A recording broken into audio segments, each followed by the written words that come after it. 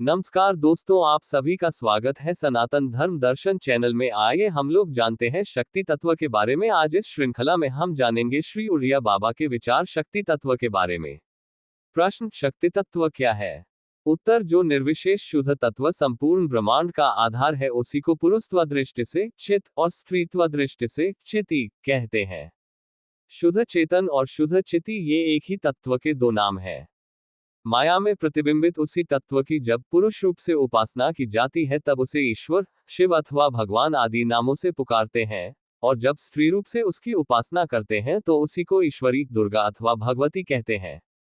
इस प्रकार शिव, गौरी, कृष्ण, राधा, राम, सीता तथा विष्णु और महालक्ष्मी ये परस्पर अभिन्न ही हैं। इनमें वस्तुतः कुछ भी भेद नहीं है, केवल उपासकों के दृष्टि भेद से ही इनके नाम और रूपों में भेद माना जाता है। शक्ति उपासना का अधिकारी कौन है और उसका अंतिम फल क्या है? उत्तर, शक्ति की उपासना प्रायः सिद्धियों की प्राप्ति के लिए की जाती है। तंत्रशास्त्र का मुख्य उद्देश्य सिद्धि लाभ ही है।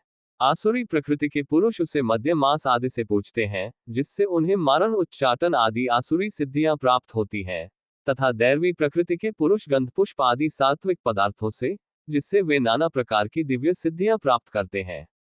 इस प्रकार यद्यपि शक्ति के उपासक प्रायः सकौम पुरुष ही होते हैं, तो भी यह नहीं कहा जा सकता कि उसके निष्काम उपासक होते ही नहीं। परमहंस रामकृष्ण ऐसे ही निष्काम उपासक थे।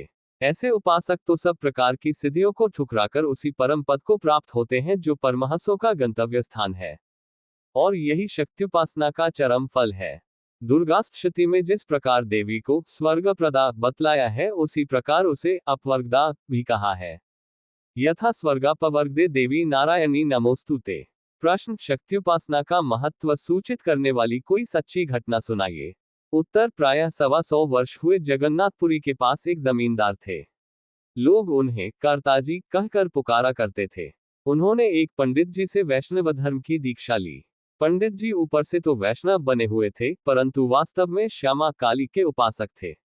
वस्तुतः उनकी दृष्टि में श्याम और श्यामा में कोई भेद नहीं था। इधर कुछ लोगों ने कर्ताजी से उनकी शिकायत करनी आरंभ कर दी, परंतु कर्ताजी को अपने गुरुजी से इस विषय में कोई प्रश्न करने का साहस नहीं हुआ।